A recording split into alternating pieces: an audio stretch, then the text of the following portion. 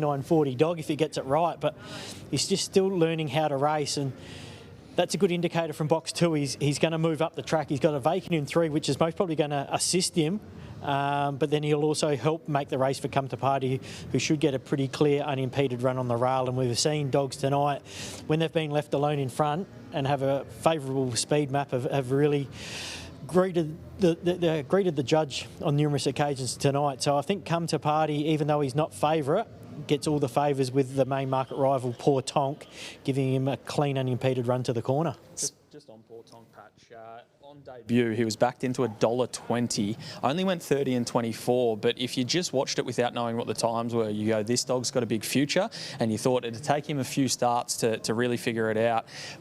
But it's taken him a little bit longer, and might still take him a little bit longer. We saw the quirks there in the replay that we just saw, and he's a dog that has a big engine though. Yep, indeed he is. So he is a favourite at $2.10. Come to Party at $3.40. Outside of him, Emron Tiger's next in line from the black at $5.50. Nath, he's a greyhound that can get away sometimes, but more often than not, he finds himself back in the pack. What can he do from the black? Well, he's coming back in class. Like we've talked about Poor Tonk's upside after 14 starts. You talk about Emron Tiger's career over, 60 starts. He's a genuine free-for-aller. He's a group competitor. So he's going to relish coming back to 5th grade.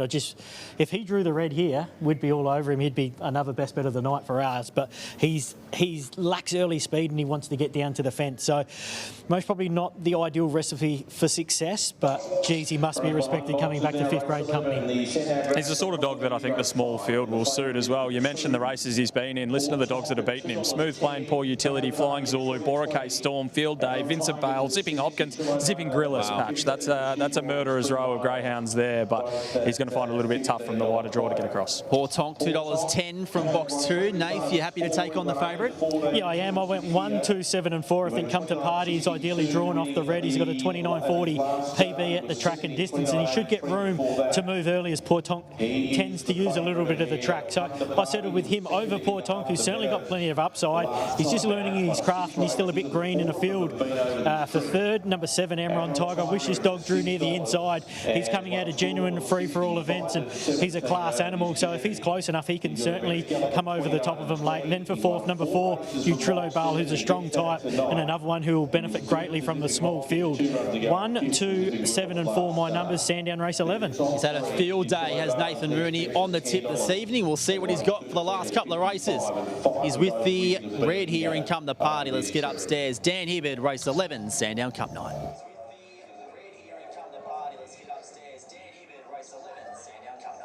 And they're moving into the boxes for race 11.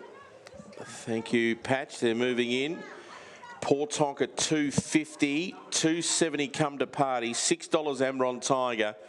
They are the 3 under double figures for the 11th of the night. The sandowngreyhounds.com.au grade 5. The green light is turned on and the lure on the move. They're set to run.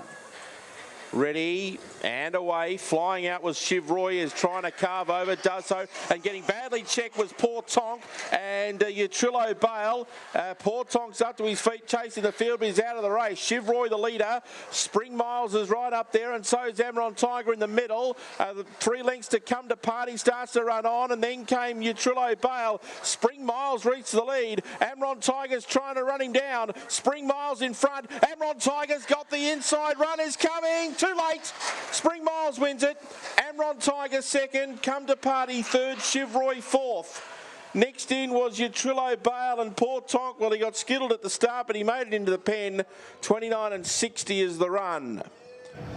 Spring Miles, the outsider of a small field, was a drifter in the market, $7.50 out to $17. And Nathan, was a pretty messy affair early on. We saw Poor Tonk hit the deck, and as we heard from Dan, picked himself up and was certainly fine in following the field in, but geez, it got messy here. Yeah, did this head on will most probably indicate a lot more, where the red just moved up and the 4 moved down, and he just got caught in no man's land. He's done a few nice somersaults, but got up on his feet, chased him in. I think while the inside, we thought they might have got a clean, unimpeded run, they bunched up and let the outside brigade come across. Obviously, Chivroy's been racing well, got good early speed. He carved across. Emron Tiger got into a threatening position. I thought going, past the post the first time, he was the one that was in a position where I didn't think I'd have him him anywhere near that on the map. And Spring Miles, who's been racing well since coming from New South Wales, just keeps getting better and better with racing. First time here at Sandown was able to carve over, take the lead, and then fend on Amron Tiger, who made a big dive on the line. There's not much in it with the photo over the line, only a head the difference. But it's an interesting runner, Spring Miles. He just keeps getting better and better. We haven't seen him at Sandown, but he kicked off at Ballarat with a few nice wins, and he's moved around the provincial circuits. But I think he's better suited when he's drawn closer to the fence. But that was a pretty impressive win. The clock most probably doesn't indicate how good a run it was, but we talked about earlier, getting across off a wide draw is hard here, let alone when you're not possessed with a brilliant amount of early speed. So he's a greyhound that might be one to follow, and he's in the Team Delbridge camp, so he'll certainly be at metropolitan level for a long period of time. But I think the camper found a nice one there from New South Wales, and he bet a pretty handy field here tonight off an unsuitable wide draw first look here at Sandown Park. Smithy, I'm sure you're across this. We see Lisa Delbridge there embracing Spring Miles after he gets the job done.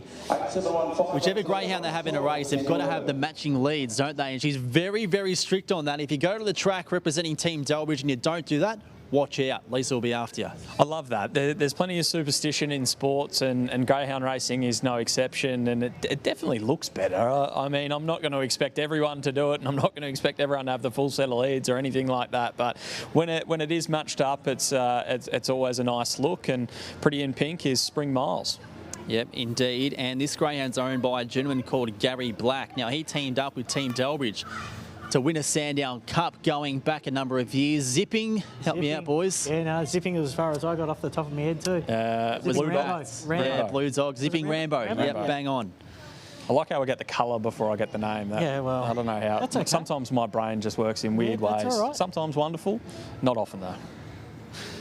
Yes, he was well supported, Zipping Rambo, when he won that Sandown Cup. And Gary has, again, combined with the Delbridge team to pick up a city race. I think he's a type of person, I don't know if you boys know more than I do, to sort of go out and make these purchases, look for a good buy and have success on the back of that. I'm happy to buy him. I mean, he really fills Lisa and Mark's kennel up with a lot of dogs, and he's happy to buy them. And I tell you what, he's most probably been on the right side of the ledger for a long period of time. That they've been able to generate plenty of wins and plenty of upside out of some dogs that will most probably weren't up to the standard before joining Mark and Lisa's kennel. So they've got a formidable relationship. I know they're very good friends. I think Gary Black actually owned the place that they train out of originally. So he's a greyhound person, and he's been an avid supporter of the Delbridge kennel, and good to see him have metropolitan success on a big night like the Sandown Cup, which have tasted success in previously. There's many ways to do it, isn't it, Smithy? I mean, it's a similar sort of habit to what someone like Tim Aloisi has done very successfully over the years. Yeah, exactly right. Some people like to breed their own, they whelp them down, they rear them, they go through the whole process, and it can be a little bit of a crapshoot, to be perfectly honest. Sometimes you can have crapshoot. Have you never